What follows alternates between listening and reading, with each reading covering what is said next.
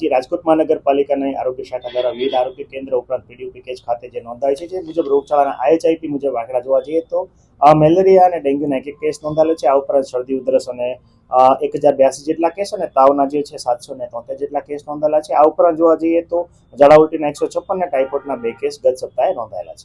જે ખાસ કરીને વાત કરીએ તો હાલ જે છે active as well as passive સર્વેલન્સની કામગીરી અમારા ફિલ્ડ વર્કર દ્વારા અને MPW દ્વારા ફિલ્ડમાં આશાબહેનો દ્વારા પણ કરવામાં આવી રહી છે। આ ઉપરાંત ખાસ કરીને વાત જોવા જઈએ તો વેક્ટર બોર્ન ડિઝીઝ એટલે કે મેલેરિયા અને મચ્છરજન્ય રોગચાળો જે છે અટકાવવા માટે ખાસ કરીને અત્યારે એબેટ ઉપરાંત જે દંડ ઉઘરાવવાની કાર્યવાહી કે પાણીનો ભરાવો અટકાવવાની કામગીરી, MLOની કામગીરી ઉપરાંત ઘરે ઘરે જઈને પાણીના પાત્રોની અંદર પોરા શોધવાની કામગીરી જે કરવામાં આવી રહી છે। આ ઉપરાંત પોરાનાશક કામગીરી પણ સ્થળ ઉપર કરવામાં આવે છે।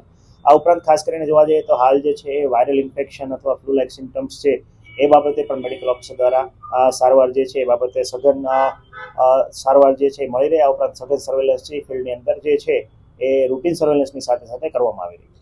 ખાસ કરીને વાત કરીએ તો આગામી દિવસોમાં ઠંડીની શક્યતા છે એ નોંધાઈ રહી છે। હાલ જે છે આજની તારીખથી ગણીએ તો આજે પણ તાપમાન છે એનો પારો રાજકોટમાં સિંગલ ડિગ્રીમાં રજીસ્ટર થયેલો છે। તો એનું સંધાને જોવા જઈએ તો ખાસ કરીને લોકોએ સાવચેતી રાખવાની જરૂર છે।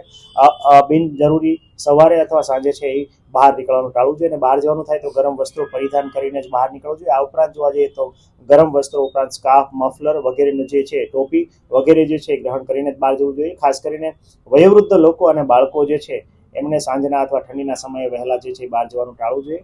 આ ઉપરાંત ખાસ કરીને અત્યારે જે છે ઠંડીની ઋતુમાં વિગ્રસ એક્સરસાઇઝ એટલે કે ખૂબ જ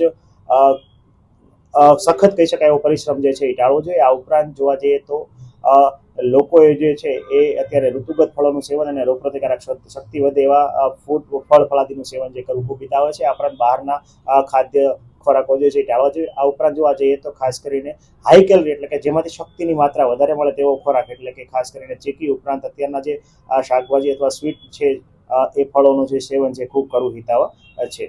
ખાસ કરીને આ બાબતે જે છે HMPV વાયરસનો કોઈ પણ કેસ હજી રાજકોટમાં કોઈ પ્રકારનો કેસ નોંધાયેલો નથી। સાંજ સમાચાર ફેસબુક પેજને લાઇક કરો, વિડીયો શેર કરો અને વધુ વિગતવાર સમાચાર માટે sanssamachar.net વિઝિટ કરો।